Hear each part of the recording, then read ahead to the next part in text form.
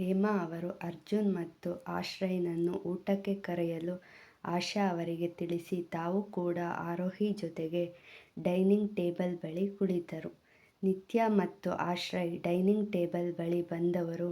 ನಿತ್ಯ ಆರೋಹಿ ಮುಖವನ್ನು ಕಂಡು ಮುಖ ತಿರುಗಿಸಿ ಕುಳಿತಳು. ಆಶ್ರಯ್, ಅಮ್ಮ ಏನು ಸ್ವೀಟ್ ಮಾಡಿದ್ದೀರಿ? ಘಮ್ ಅಂತಿದೆ. ನನಗಂತೂ ತುಂಬ ಹಸಿವಾಗುತ್ತಿದೆ.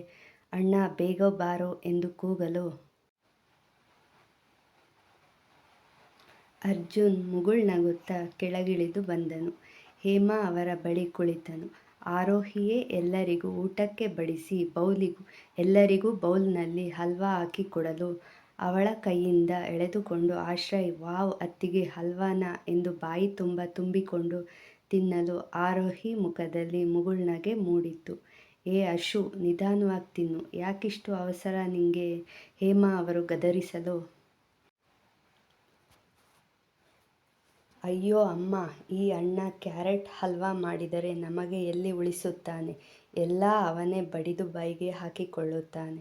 ಅದಕ್ಕೆ ಸಿಕ್ಕಿದ್ದೇ ಚಾನ್ಸ್ ಎಂದು ತಿಂತಾ ಇರೋದು ಎಂದು ಅತ್ತಿಗೆ ಇನ್ನೂ ಸ್ವಲ್ಪ ಹಾಕ್ತೀರಾ ಎಂದು ಆರೋಹಿ ಮುಖವನ್ನು ನೋಡಲು ಅವಳು ನಗುತ್ತಾ ಇನ್ನೂ ಸ್ವಲ್ಪ ಹಲ್ವಾ ತೆಗೆದುಕೊಂಡು ಅವನ ಬೌಲ್ಗೆ ಬಡಿಸಿದಳು. ಆಶ್ರಯ್‌ನನ್ನು ಗದರುವಂತೆ ನೋಡಿದ ಅರ್ಜುನ್ ತಾನೂ ಕೂಡ ಬೌಲ್ ತೆಗೆದುಕೊಂಡು ತಿನ್ನಲು ಹೇಮಾ ಅವರು ಮೊದಲು ಮಾಡಿದ್ದಕ್ಕಿಂತ ಇಂದು ಹೆಚ್ಚು ರುಚಿಯಾಗಿ ಇದ್ದುದರಿಂದ ಅವನು ಕೂಡ ಸ್ವಲ್ಪ ಹೆಚ್ಚಾಗಿಯೇ ತಿಂದನು. ಆಶ್ರಯ್ ಪಕ್ಕದಲ್ಲಿ ಕುಳಿತಿದ್ದ ನಿತ್ಯ, ಏನಾಗಿದೆ ಈ ಅಶುಗೆ? ಯಾವತ್ತೂ ಹಲ್ವಾ ತಿಂದೇ ಇಲ್ವಾ ಅನ್ನೋ ಹಾಗೆ ಬರ್ಗೆಟ್ಟವರ ಹಾಗೆ ತಿಂತಾ ಇದ್ದಾರೆ ಎಂದು ಅವನನ್ನು ಗುರಾಯಿಸಲು ಅವನಿಗೆ ಅವಳ ಯಾವುದೇ ಮಾತಿಗೂ ತಲೆಕೆಡಿಸಿಕೊಳ್ಳದೆ ತನ್ನ ಪಾಡಿಗೆ ತಾನು ಹಲ್ವಾ ತಿನ್ನುವುದರಲ್ಲಿ ಬ್ಯುಸಿ ಇದ್ದನು. ಅಜ್ಜು, ಹಲ್ವಾ ಹೇಗಿದೆ ಎಂದು ಅವನ ಮುಖವನ್ನು ನೋಡಲು ಅಮ್ಮ, ನೀವು ಮಾಡೋ ಹಲ್ವಾ ಯಾವಾಗಲೂ ಚೆನ್ನಾಗೇ ಇರುತ್ತೆ. ಇವತ್ತು ಇನ್ನೂ ತುಂಬ ಚೆನ್ನಾಗಿದೆ ಎಂದು ಮತ್ತಷ್ಟು ಅವನೇ ಬಡಿಸಿಕೊಂಡು ತಿನ್ನುವುದು ಕಂಡು ಆರೋಹಿ ಮತ್ತು ಹೇಮಾ ಅವರ ಮುಖದಲ್ಲಿ ಮುಗುಳ್ನಗೆ ಮೂಡಿತ್ತು. ನಗುತ್ತಾ ಹೇಮಾ ಅವರು, ಅಜ್ಜು, ಇವತ್ತು ಹಲ್ವಾ ಮಾಡಿರುವುದು ನಾನಲ್ಲ, ನಿನ್ನ ಹೆಂಡತಿ ಎಂದು ಅವನ ಮುಖವನ್ನು ನೋಡಲು ತಿನ್ನುತ್ತಿದ್ದ ಹಲ್ವಾ ಗಂಟಲಿನಲ್ಲಿ ಸಿಕ್ಕಿಹಾಕಿಕೊಂಡ ಅನುಭವ. ನಿಧಾನವಾಗಿ ತಲೆ ಮೇಲೆತ್ತಿ ಆರೋಹಿ ಮುಖವನ್ನು ನೋಡಲು ಅವಳು ಹೆದರಿಕೆಯಿಂದ ಸುಮ್ಮನೆ ತಲೆ ತಗ್ಗಿಸಿ ನಿಂತಳು. ಸುಮ್ಮನೆ ಊಟ ಮುಗಿಸಿ ಅರ್ಜುನ್, ಅದಕ್ಕೆ ಕ್ಯಾರೆಟ್ ಇನ್ನೂ ಸ್ವಲ್ಪ ಬೆಂದಿರಲಿಲ್ಲ. ಹಲ್ವಾದಲ್ಲಿ ಸಕ್ಕರೆ ಜಾಸ್ತಿ ಸುರಿದು ತುಪ್ಪನೇ ಸುರಿದು ಇಟ್ಟಿದ್ದಾರೆ ಎಂದು ಆರೋಹಿ ಮುಖವನ್ನು ನೋಡಿ ಬೌಲಿನಲ್ಲಿದ್ದ ಎಲ್ಲ ಹಲ್ವಾ ಬಾಯಿಗೆ ಒಂದೇ ಸಲ ತುಂಬಿಕೊಂಡು ಕೈ ತೊಳೆದು ಎದ್ದು ಹೊರಗೆ ಹೋದನು. ಅವನ ಮಾತಿಗೆ ಹೇಮಾ ಅವರ ಮುಖದಲ್ಲಿ ಮುಗುಳ್ನಗೆ ಮೂಡಿತ್ತು. ಅದನ್ನೇ ನಿಜ ಎಂದು ನಂಬಿದ ಆರೋಹಿ ಕಣ್ಣುಗಳು ಅವನ ಮಾತಿಗೆ ತುಂಬಿಕೊಂಡಿತ್ತು. ಅರ್ಜುನ್ ಮಾತಿನಿಂದ ನಿತ್ಯಾಳ ಮನಸ್ಸಿಗೆ ಹಾಲು ಕುಡಿದಷ್ಟು ಸಂತೋಷವಾಗಿತ್ತು. ಅವಳ ಮುಖವನ್ನು ಕಂಡು ಹೇಮಾ ಅವರು ಅರು, ಬಾ ಇಲ್ಲಿ ಕೂತ್ಕೋ ಎಂದು ಅವಳ ಮುಂದೆ ತಟ್ಟೆ ಇಟ್ಟು ಅವಳಿಗೂ ಊಟಕ್ಕೆ ಬಡಿಸಿದರು. ಅರು ಅವನ ಮಾತಿಗೆ ಯಾಕಿಷ್ಟು ಬೇಜಾರು ಮಾಡಿಕೊಂಡು ಅಳುವುದು? ಅವನು ಇಷ್ಟೊತ್ತು ಹೇಳಿದ ಯಾವುದೇ ಮಾತುಗಳು ನಿಜ ಅಲ್ಲ.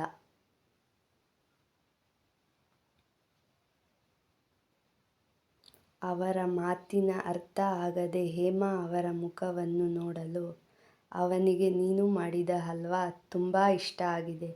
ಆದರೆ ನಿನ್ನ ಮುಂದೆ ಅದನ್ನು ತೋರಿಸಿಕೊಳ್ಳಲು ಅವನ ಅಹಂ ಅಡ್ಡ ಬಂದಿರುವುದರಿಂದ ನಿನ್ನ ಮುಂದೆ ಹಾಗೆ ಹೇಳಿದ್ದು. ನೋಡು ಇಲ್ಲಿ, ಚೆನ್ನಾಗಿ ಇಲ್ಲ ಅನ್ನುವನು ಪೂರ್ತಿ ಹಲ್ವಾ ಖಾಲಿ ಮಾಡಿಯೇ ಅವನು ಎದ್ದು ಹೋಗಿದ್ದು. ಸುಮ್ಮನೆ ನಿನ್ನ ಕಾಡಿಸಲು ಹಾಗೆ ಹೇಳಿದ್ದು. ನಿನಗೆ ಅದು ಅರ್ಥ ಮಾಡಿಕೊಳ್ಳಲು ಆಗದೆ ಸುಮ್ಮನೆ ಬೇಸರ ಮಾಡಿಕೊಂಡು ಕೊರಗಬೇಡ. ಅವರ ಮಾತಿನ ಅರ್ಥ ಆಗದೆ ಹೇಮಾ ಅವರ ಮುಖವನ್ನು ನೋಡಲು ಅವನಿಗೆ ನೀನು ಮಾಡಿದ ಹಲ್ವಾ ತುಂಬ ಇಷ್ಟ ಆಗಿದೆ. ಆದರೆ ನಿನ್ನ ಮುಂದೆ ಅದನ್ನು ತೋರಿಸಿಕೊಳ್ಳಲು ಅವನ ಅಹಂ ಅಡ್ಡ ಬಂದಿರುವುದರಿಂದ ನಿನ್ನ ಮುಂದೆ ಹಾಗೆ ಹೇಳಿದ್ದು. ನೋಡು ಇಲ್ಲಿ, ಚೆನ್ನಾಗಿ ಇಲ್ಲ ಅನ್ನುವನು ಪೂರ್ತಿ ಹಲ್ವಾ ಖಾಲಿ ಮಾಡಿಯೇ ಅವನು ಎದ್ದು ಹೋಗಿದ್ದು.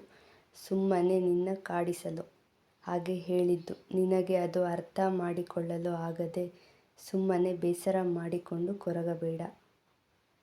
ಆಶಾ ಅವರನ್ನು ಬಲವಂತವಾಗಿ ಮಲಗಲು ಕಳಿಸಿ ತಾನೇ ಅಡುಗೆ ಮನೆಯಲ್ಲಿದ್ದ ಪಾತ್ರೆಗಳನ್ನು ತೊಳೆಯಲು ನಿಂತಳು. ಅಲ್ಲಿಗೆ ನೀರು ಕುಡಿಯಲು ಬಂದ ನಿತ್ಯ, ಏನು ಆರೋಹಿ ಮೇಡಮ್, ಆಗಲೇ ಈ ಮನೆಯಲ್ಲಿ ನಿಮ್ಮ ಯೋಗ್ಯತೆ ಏನು ಅನ್ನೋದು ಚೆನ್ನಾಗಿ ಅರ್ಥ ಮಾಡಿಕೊಂಡಿರುವ ಹಾಗಿದೆ ಅಲ್ವಾ? ತುಂಬ ಚೆನ್ನಾಗಿ ಮಾಡಿದ್ದೀನಿ ಅಂತ ತುಂಬ ಮೇಲೆ ಹೋಗಿದ್ದೆ.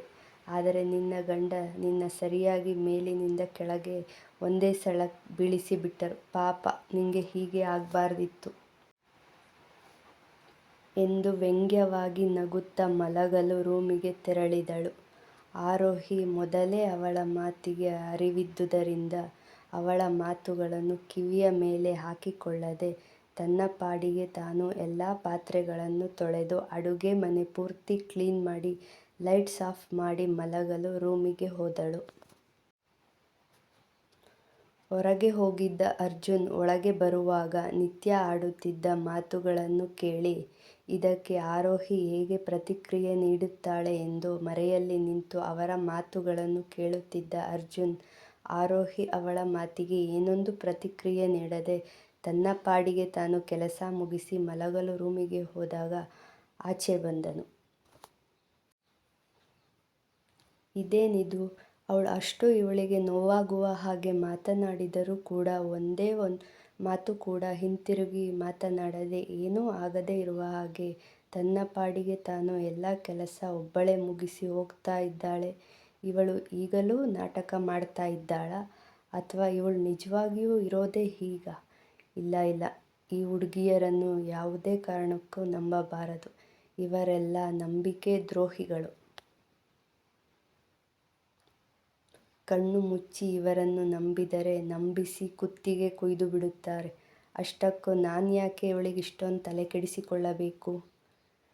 ಅವಳ ಇಷ್ಟ, ಏನಾದರೂ ಮಾಡಿಕೊಳ್ಳಿ, ನನಗೆ ಏನು ಎಂದು ತನ್ನ ಪಾಡಿಗೆ ತಾನು ಮೆಟ್ಟಿಲೇರಿ ತನ್ನ ರೂಮಿಗೆ ಹೋದವನು ಬಾಲ್ಕನಿಯಲ್ಲಿ ಕುಳಿತು 2-3 ಸಿಗರೇಟ್ ಸುಟ್ಟವನು ಹೋಗಿ ಬೆಡ್ ಮೇಲೆ ಉರುಳಿದನು. ಇತ್ತ ಆರೋಹಿ ರೂಮಿಗೆ ಬಂದಾಗ ನಿತ್ಯ ಬೆಡ್ ಪೂರ್ತಿ ಅವಳೇ ಮಲಗಿದ್ದಳು.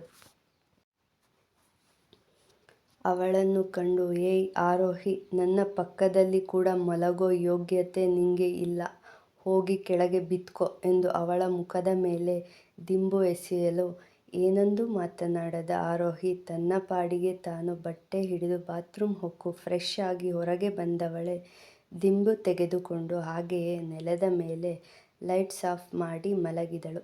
ಬೇಡವೆಂದರೂ ಅರ್ಜುನ್ ವರ್ತನೆ ಅವಳ ಕಣ್ಣುಗಳು ತುಂಬುವಂತೆ ಮಾಡಿತ್ತು.